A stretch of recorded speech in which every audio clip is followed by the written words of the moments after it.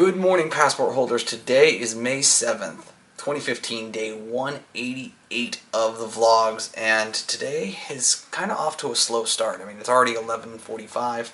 I have just finished uploading the vlog. I've done the tag titles, the thumbnail. I will do, I've actually finished the description as well, so I'll do the annotations and the cards here in a minute. But I'm actually going to jump up on YouNow now and interact with whomever jumps on there. I should be able to give you guys about a half hour or so. And then I'm going to finish up some other kind of worky things.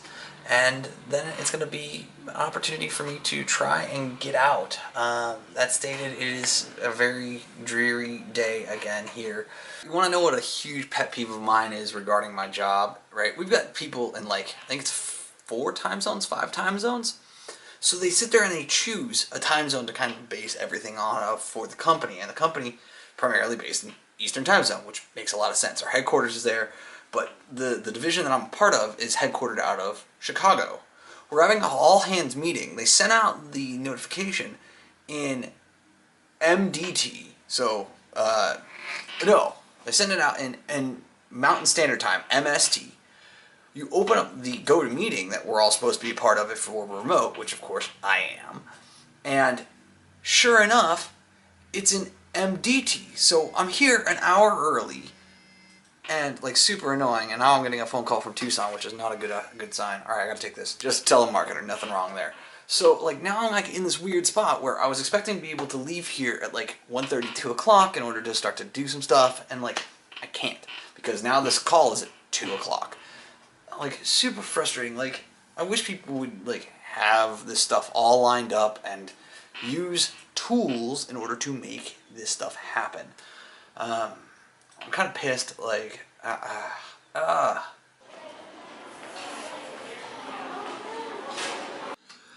Yes, I've been staring at this for now 2.5 hours because of the weirdness that is time zones, and I don't know. I jumped on the telephone bit for a little bit and heard a bunch of other people in Nashville and Chicago jumping on, and no one's given me any explanation as to what's happened with this.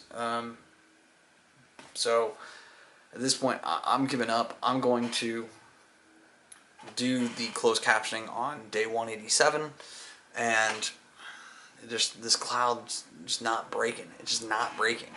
So I don't know if it's worth me going out to the Badlands. It doesn't look like there's any chance of rain, but at the same time I've got to be smart about going out there. Decided to take up a recommendation from a viewer, Callie, of the YouNow channel that I have tested a couple of times now. She suggested that I go over to the Gaslight down in Rockerville. It's about a 20-minute drive away, so I'm going to do that, and then after that, I'm going to head on out to the Badlands through kind of one of the back ways, hopefully timing it just right, because it looks like the cloud cover might actually break on the western edge. And if it does, that means that I have the potential to have a great sunset drive through the Badlands Park. So here's hoping, but in the meantime, I'll at least get a good meal out of it. At minimum, I'm getting a very pretty drive out to this restaurant. Check out what is around here. Holy smokes. Yes, I have made my way to Rockerville, South Dakota, in order to go to Gaslight on Callie's recommendation. So let's go in, check it out, and see how good the food actually is. I'm looking forward to it. It should be a good meal.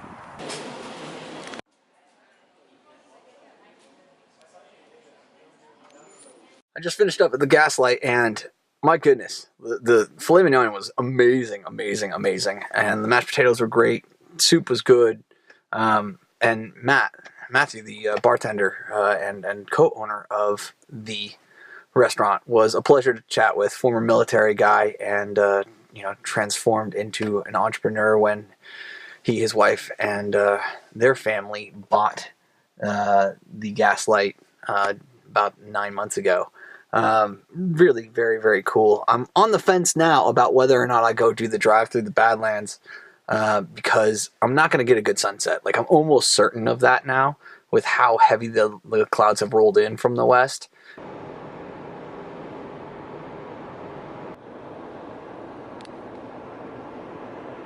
I came back to the hotel after dinner and just didn't trust that I was going to see what I wanted to see out in the Badlands. And sure enough, the clouds just didn't. They thought about breaking up just enough to annoy me, but then they didn't let any of the light through, so I didn't get any pinks, purples, blues through the clouds, which made me feel slightly better about the fact that I didn't make the what would have been 200-mile trek all the way around in order to do that. So that'll be something that I pick back up probably on my way out to Richard and Steve's wedding.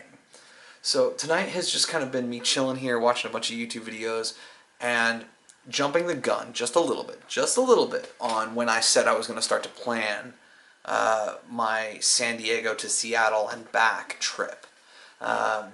So I started to send out text messages to friends, people who have offered me places to stay, just to kind of let them know, like, hey, like, these are the dates that I'm thinking, can we make this work? Can we massage it one way or the other? And I've already got 2 people who have said absolutely yes. So I'm going to be seeing Rocco and Marina up in the San Jose area, June 16th and 17th, and then it looks like that I've got 2 potential places to stay on the 1st and 2nd of June. I've got to figure out kind of how I want to position all of that, because I think I can obviously stay with my sister. I would hope I could. And then I've got a friend as well, and I'm trying to figure out kind of how I'm going to make that all work in a very tight time period before I try and visit with friends up in the northern region of Southern California. So Santa Barbara and kind of that area in between Santa Barbara and LA. So all that said, I'm going to end the vlog now because I've got a very long day tomorrow and a very early day tomorrow, I think, in the fact that I'm going to go early to Rushmore.